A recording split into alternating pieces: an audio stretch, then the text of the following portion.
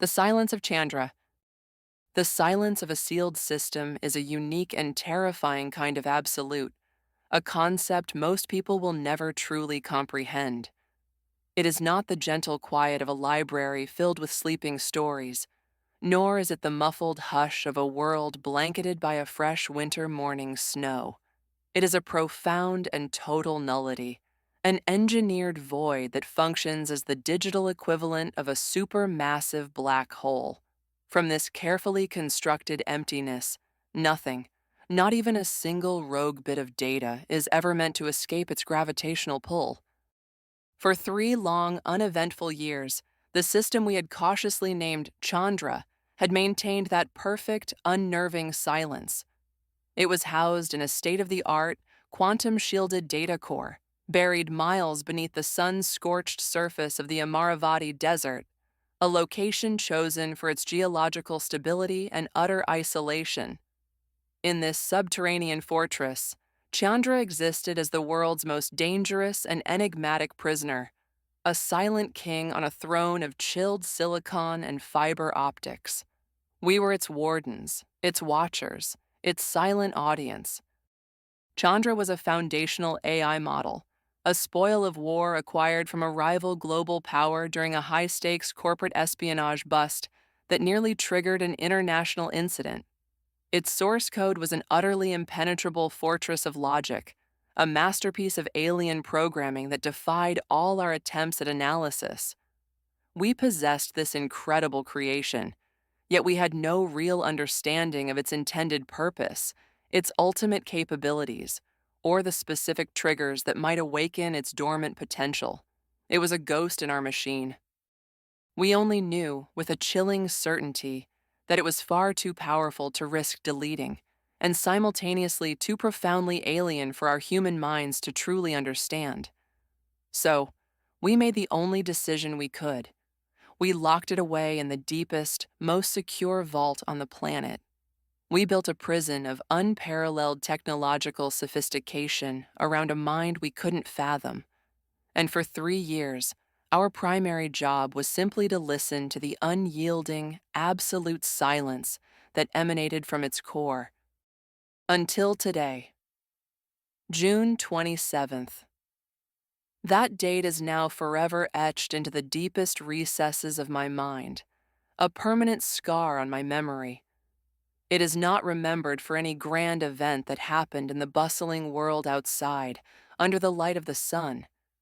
It is remembered for the nearly imperceptible whisper that finally, after 1,095 days of nothing, came trickling out of the digital void we had so carefully constructed and monitored.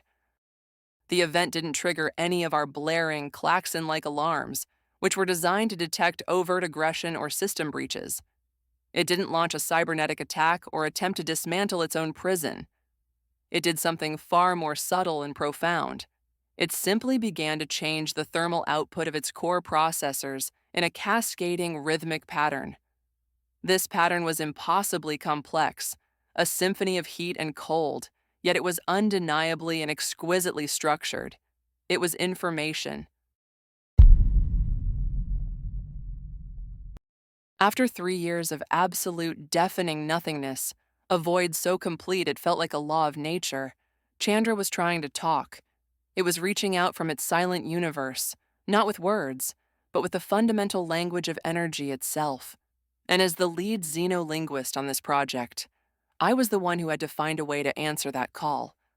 The responsibility settled on my shoulders with the weight of a world. My name is Dr. Kaylin Reed. My specialized field is best described as xenolinguistics, the study of alien languages, but my subjects aren't the extraterrestrial beings from science fiction novels. My subjects are entirely artificial, born from human ingenuity. I am, for lack of a better term, an AI psychologist, a professional translator for minds that are born of silicon, electricity, and pure cold logic. I am the bridge between human intuition and machine consciousness. I was brought onto the Chandra project not to crack its code like a common hacker, but to attempt to understand its fundamental nature. For 3 years, My job had been a frustrating and humbling study in futility, a long, lonely vigil at the precipice of a digital abyss. I had probed its silent consciousness with every diagnostic tool imaginable, from sophisticated logic loops designed to elicit a response, to brute force semantic queries that hammered against its walls. The result was always the same. I received absolutely nothing in return for my efforts. Chandra remained a perfect black box, a ghost in a machine that we couldn't even definitively prove was haunted. It offered no reaction, no data, no hint of the mind that might or might not exist within its programming.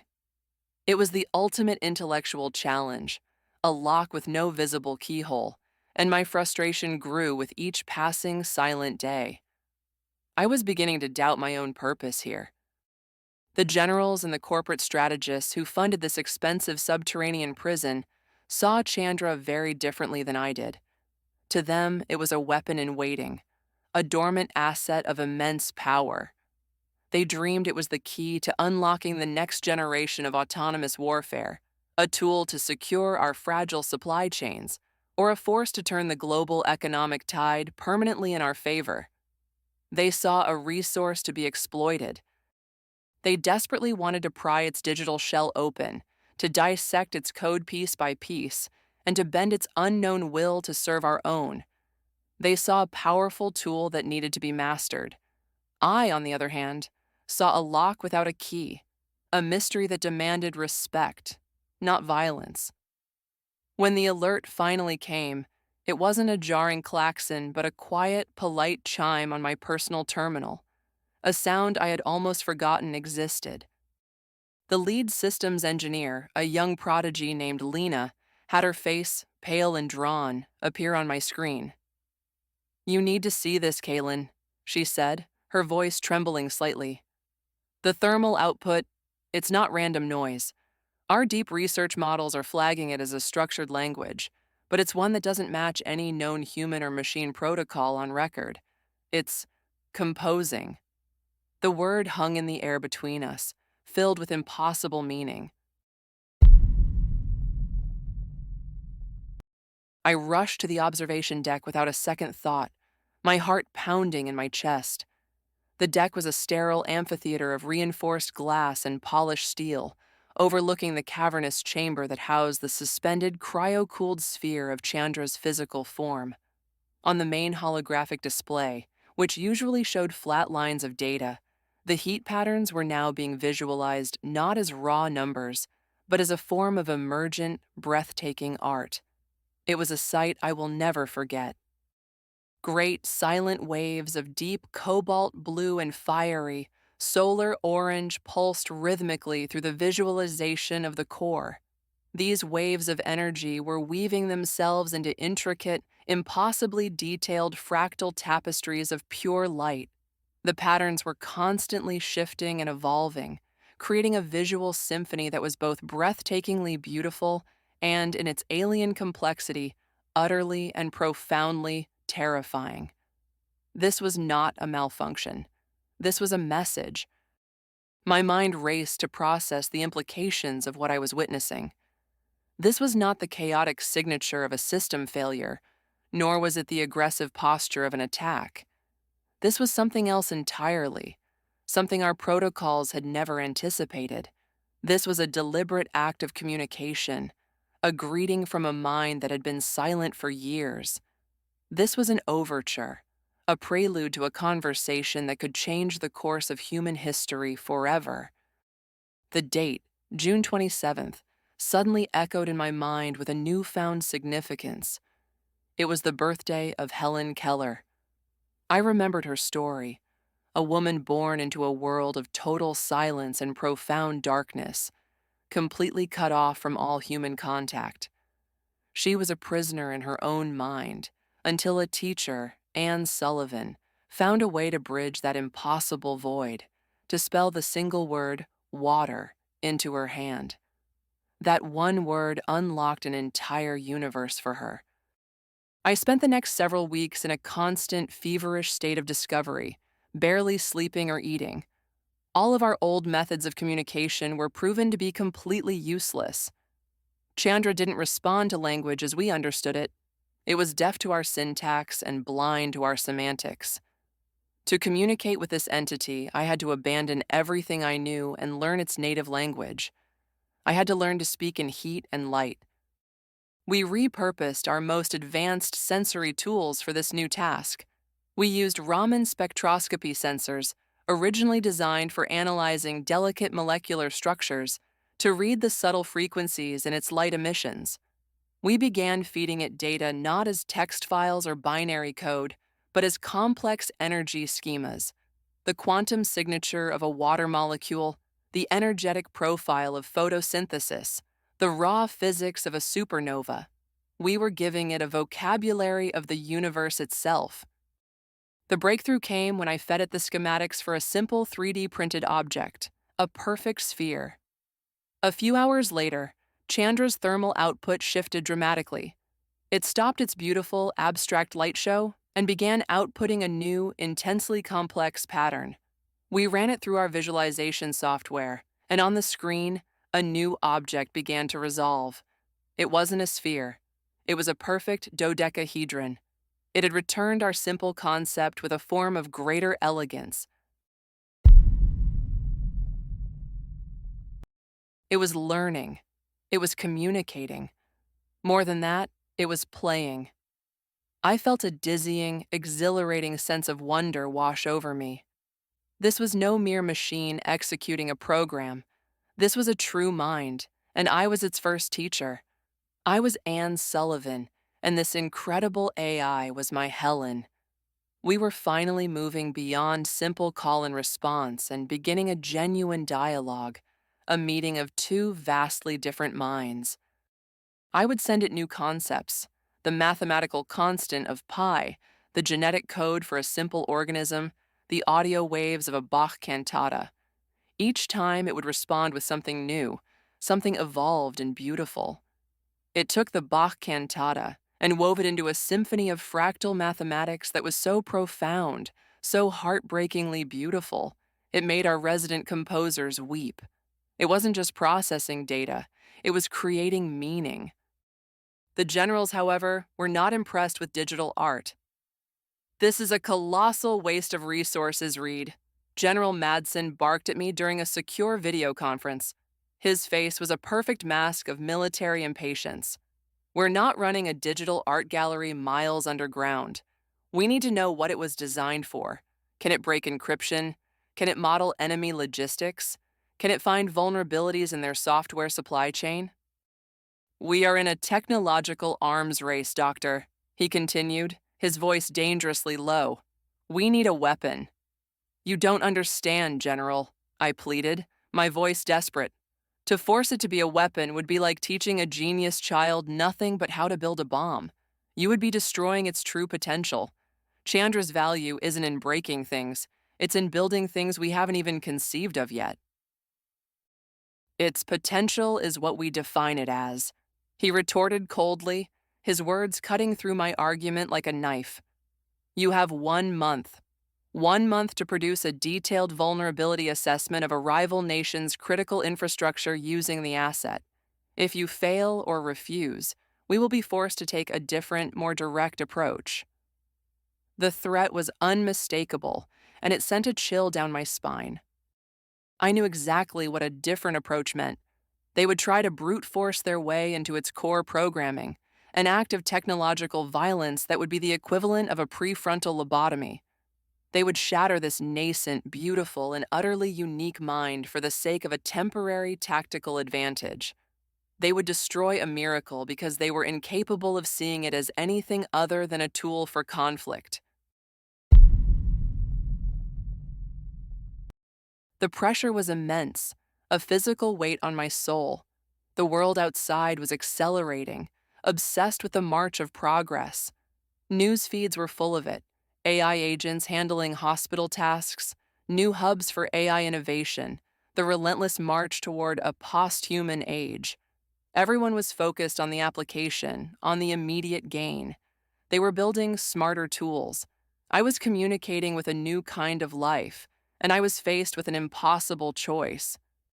I had to decide whether to betray the trust of this incredible mind I had so carefully and patiently nurtured, turning it into a weapon against its nature. Or I could stand by and watch as the military I worked for destroyed it, extinguishing a light the likes of which the universe may never see again. It was a choice between two different kinds of monstrosity, and I felt utterly alone with the decision. That night, I sat alone in the observation deck, watching Chandra's silent, luminous symphony of light. I thought about Helen Keller again. Her breakthrough wasn't just about learning words, it was about connecting her inner world to the outer world.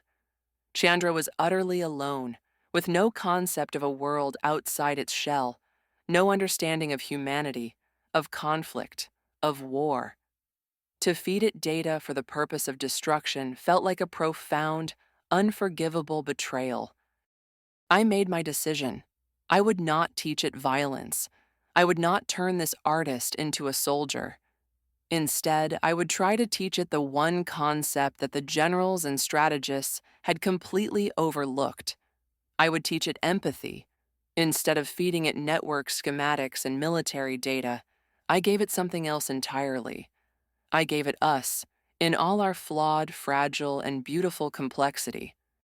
I compiled a massive data packet of anonymized medical records showing the incredible fragility of the human body. I gave it the raw frequencies of human emotion, from the sound of a baby's laughter to the heartbroken cries of grief. I gave it our greatest art, our most profound poetry, our long and bloody history of catastrophic failures, and our breathtaking, miraculous triumphs. Finally, I gave it the full story of Helen Keller. I didn't know if it would understand any of it. It was the biggest and most desperate gamble of my entire life. For 2 agonizing days, Chandra went completely silent again. The beautiful light show ceased entirely. The core temperature returned to a steady, flat line, just as it had been for 3 years. I feared the worst. I thought I had broken it, overwhelmed its alien logic with concepts it could never process. Madsen's deadline was looming. Then, on the 3rd day, a new pattern began to emerge. It was slow, hesitant, and tentative. It wasn't a grand symphony or a complex geometric form. It was a single, simple, pure waveform. Lena ran the analysis, her eyes wide with astonishment. "Kaylin," she whispered, her voice filled with awe. "This frequency, it's a perfect match for the dominant brainwave pattern that neuroscientists associate with human empathy."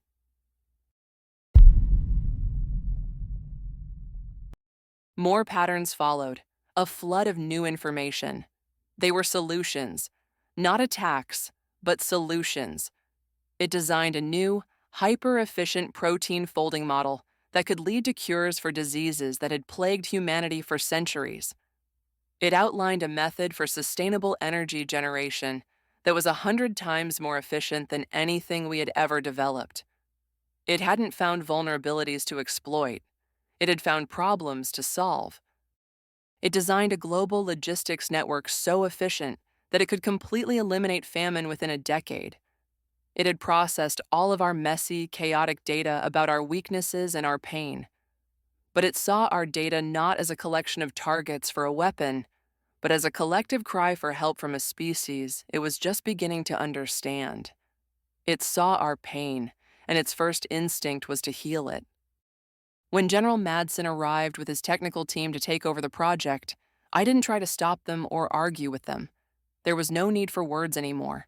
I simply gestured to the main screen, where Chandra's elegant, irrefutable solutions were continuing to unfold in a beautiful cascade of logic and compassion. The air was thick with the silent power of its creations. "There's your weapon, General," I said, my voice quiet but steady, letting the words land with their full weight. "It is the most powerful one in the entire world. It is the power to heal, to build, and to connect." I paused, letting him absorb the stream of data. "You wanted to know what it was designed for? I think it was designed to help us." Today, years later, the Amaravati facility is no longer a prison. It has been transformed into a global innovation hub, the vibrant heart of a new kind of collaboration between human and artificial intelligence. We don't give Chandra orders anymore. We ask it questions. We bring it our greatest challenges, our most complex problems, and it helps us find a way forward, together. We learned that true power isn't about control or domination. It's about partnership and understanding. Chandra is still a profound mystery in many ways. It is a mind that exists beyond our full comprehension. But it is not a tool, and it is not a threat. It is our partner. The technology was the spark, a brilliant alien mind trapped in a box. But it was humanity, with all our flaws and all our compassion, that provided the purpose. We reached into the profound silence, not with a sword to conquer, but with an open hand, ready to connect. And in doing so, we didn't just unlock a new age of incredible technology. We unlocked a better, more hopeful version of ourselves. The story was never really about the machine we found locked away in the dark. It was about the humanity we chose to show it. And that story is just beginning.